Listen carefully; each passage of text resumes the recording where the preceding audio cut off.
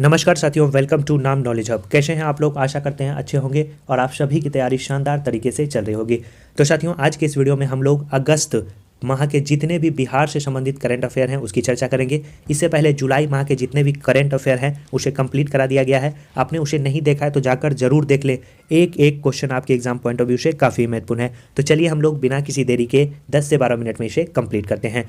और हाँ, चैनल पर पहली बार आए हैं तो चैनल को जरूर सब्सक्राइब कर दीजिएगा और वीडियो अच्छा लगेगा वीडियो को लाइक कर दीजिएगा। चलिए शुरू करते हैं। पहला पॉइंट है कि हाल ही में किस राज्य के नील गाय को पालतू पशुओं का दर्जा प्रदान किया गया है? तो याद रखना है वो राज्य है आपका बिहार राज्य, जहां पर नील गाय को पालतू पशु का दर्जा दिया गया है। हाल ही में बिहार के किस स्थान पर भिखारियों द्वारा एक अनोखा बैंक खोला गया है? तो याद रखना है बिहार के मुजफ्फरपुर में इसे खोला गया है। हाल ही में किस राज्य सरकार ने ड्राई हॉर्टिकल्चर या शुष्क बागवानी स्कीम की शुरुआत की है? तो वो राज्य है आपका बिहार सरकार। राष्ट्रीय शिक्षक पुरस्कार के लिए बिहार से कितने शिक्षकों को शॉर्ट लिस्ट किया गया है? तो याद रखना है 6 शिक्षक को जो है शॉर्ट लिस्ट किया गया है। अगले वीडियो में हम लोग चर्चा करेंगे वे 6 शिक्षकों में से कितनों को इस पुरस्कार से सम्मानित किया गया है। हाल ही में बिहार राज्य ने किस खगोलीय वेधशाला को यूनेस्को की महत्वपूर्ण संकटग्रस्त विरासत वेधशाला की सूची में शामिल किया है? तो याद रखना है HS कॉलेज मुजफ्फरपुर के खगोलीय वेधशाला को इसमें शामिल किया गया है। हाल ही में किनके द्वारा बिहार स्टार्टअप पॉलिसी 2022 लॉन्च किया गया है? तो याद रखना है तभी जो अगस्त में बिहार के उद्योग मंत्री थे शाहनवाज हुसैन, उन्हीं के द्वारा इसे लॉन्च किया गया था। हाल ही में बिहार इंजीनियरिंग विश्वविद्यालय के पहले कुलपति कौन बनाए गए हैं? तो याद रखना है प्रोफेसर सुरेश कांत वर्मा जो है पहले कुलपति बनाए गए हैं। हाल ही में ग्राम संसद द्वारा आयोजित होने वाले बिहार चैप्टर 2 कार्यक्रम का उद्घाटन किनके द्वारा किया गया है? तो इसका जो उद्घाटन है वो बीजेपी के जो राष्ट्रीय अध्यक्ष हैं JP नड्डा, उनके द्वारा किया गया है।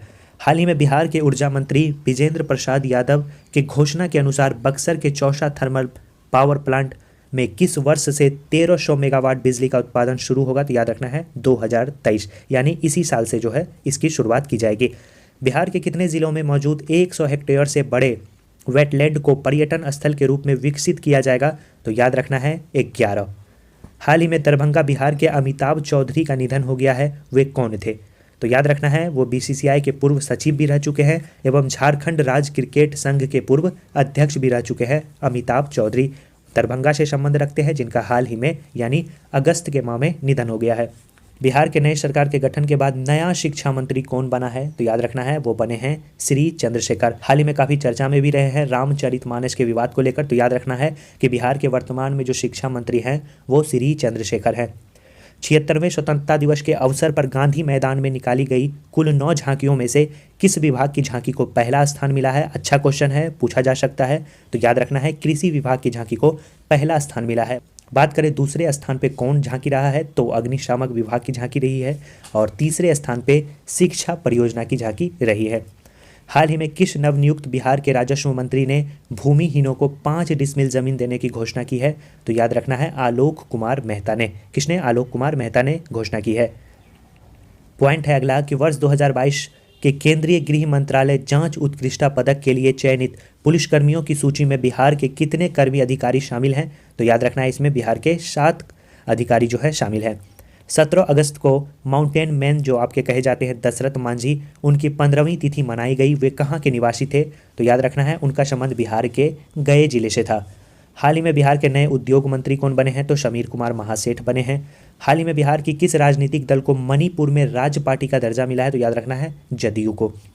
हाल ही में बक्सर जिले के रघुनाथपुर रेलवे स्टेशन का नाम बदलकर क्या रखे जाने की घोषणा की है? इसका जो नाम है वो बदलकर बाबा ब्रह्मेश्वर नाथ रेलवे स्टेशन रखे जाने की घोषणा की गई है। 76वें स्वतंत्रता दिवस समारोह में भारत सरकार द्वारा बिहार के कितने पुलिसकर्मियों को पुलिस पदक सम्मान से सम्मानित किया गया है? तो याद रखना है 26 को सम्मानित किया गया है, जिसमें 2 को विशिष्ट सेवा के लिए राष्ट्रपति के पुलिस पदक से सम्मानित किया जाएगा, 7 लोगों को गैलेंट्री शौर्य पदक से सम्मानित किया जाएगा और 17 लोगों को सराहनीय सेवा के लिए पुलिस पदक से सम्मानित किया जाएगा। तो टोटल 26 लोगों को इससे सम्मानित किया जाएगा। साथियों, अगर आपको स्पष्ट दिखाई नहीं दे रहा है तो वीडियो की क्वालिटी को बढ़ा ले, आपको सभी चीज़ें स्पष्ट दिखाई देगी। हाल ही में बनने वाला economic corridor Banaras Kolkata greenfield expressway Bihar के कितने जिले से होकर गुजरेगी? तो याद रखना है यह बिहार के 4 जिले से होकर गुजरेगी। इन 4 जिले का नाम आपको याद रखना है, पूछे जाने की संभावना बनती है।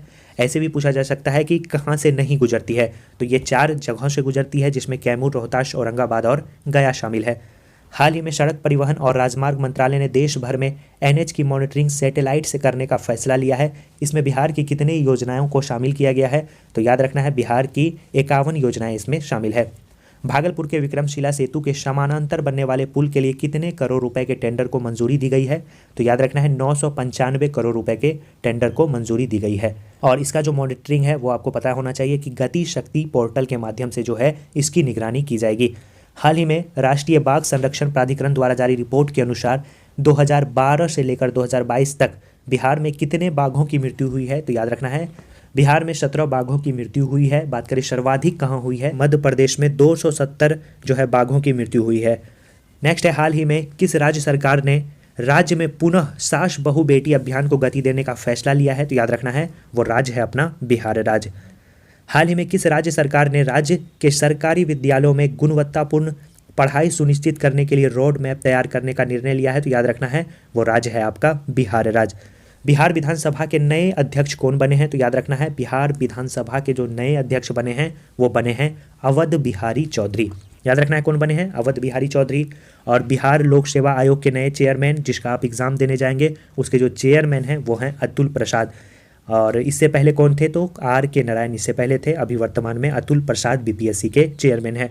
हाल ही में बिहार सरकार ने मछलियों के उत्पादन में वृद्धि के लिए किस योजना की शुरुआत की है, तो याद रखना है बिहार सरकार ने मुख्यमंत्री समेकित चौर विकास योजना की शुरुआत की है। किस राज्य सरकार ने राज्य में ग्रामीण क्षेत्रों के युवाओं को बेहतर स्वास्थ्य के प्रति जागरूक करने के लिए सभी पंचायतों में ओपन जिम खोलने का निर्णय लिया है, तो ये साथियों बिहार सरकार के द्वारा लिया गया है। ये सभी जो चीज़ें ली जाती है साथियों ये सिर्फ और सिर्फ कागज़ों तक ही सीमित रहता है, ये पूरा नहीं हो पाता है। नेक्स्ट है कि बिहार के किस उत्पाद को GI टैग मिला है, तो याद रखना है मिथिला मखाना को जो है GI टैग दिया गया है। बिहार राज्य स्तरीय मेजर ध्यानचंद हॉकी बालिका अंडर 17 प्रतियोगिता को किस जिले की टीम ने जीता है, तो याद रखना है पटना की टीम ने पूर्णिया की टीम को हराकर ये खिताब अपने नाम की है। हाल ही में बिहार के किस जिले के अभिषेक शानू का चयन एशिया कप 2022 में कमेंट्री के लिए हुआ था, तो याद रखना है अभिषेक शानू का संबंध कहाँ से है, भागलपुर से है। बिहार विधान परिषद के नए सभापति कौन निर्वाचित हुए हैं, तो बिहार विधानसभा के जो वर्तमान में नए सभापति हैं वे कौन हैं, देवेश चंद्र ठाकुर हैं। बिहार विधान परिषद के नेता प्रतिपक्ष कौन हैं, तो याद रखना है सम्राट चौधरी। पहले राबड़ी देवी हुआ करती थी, अभी कौन है, सम्राट चौधरी हैं। राष्ट्रीय शिक्षक पुरस्कार 2022 जो आपको पहले बताया कि अंत में बताएंगे, तो जान लीजिए राष्ट्रीय शिक्षक पुरस्कार 2022 से बिहार के 2 शिक्षकों को सम्मानित किया गया है। पहले का नाम है निशी कुमारी जिनका संबंध पटना से है, और दूसरे हैं आपके सौरभ सुमन जिनका संबंध त्रिवेणीगंज सुपौल से है। तो ये थे साथियों अगस्त माह के जितने भी महत्वपूर्ण करंट अफेयर आपको इस वीडियो में कवर करवा दिए हैं। अगर आपने पिछले वीडियो को नहीं देखा है तो जाकर जरूर देख लीजिएगा, काफ़ी महत्वपूर्ण क्वेश्चन वहाँ पे आपको देखने को मिलेंगे। और नोट्स लेना चाहते हैं जरूर लीजिए, इन सभी टॉपिक का नोट्स आपको उसमें मिल जाएगा। वो साथियों बिहार कंप्लीट नोट्स हैं, उसके अलावा आपको बिहार स्पेशल में आई थिंक कोई चीज़ें पढ़ने की आवश्यकता नहीं पड़ने वाली है। तो डिस्प्ले पे आपके शो हो रहा होगा किस प्रकार से आपको लेना है बिहार स्पेशल कंप्लीट नोट्स लीजिए और अंत समय में अपनी तैयारी को ज़्यादा से ज़्यादा मजबूत करिए। मिलते हैं साथियों ऐसे ही शानदार वीडियो के साथ नेक्स्ट वीडियो में, तब तक के लिए धन्यवाद।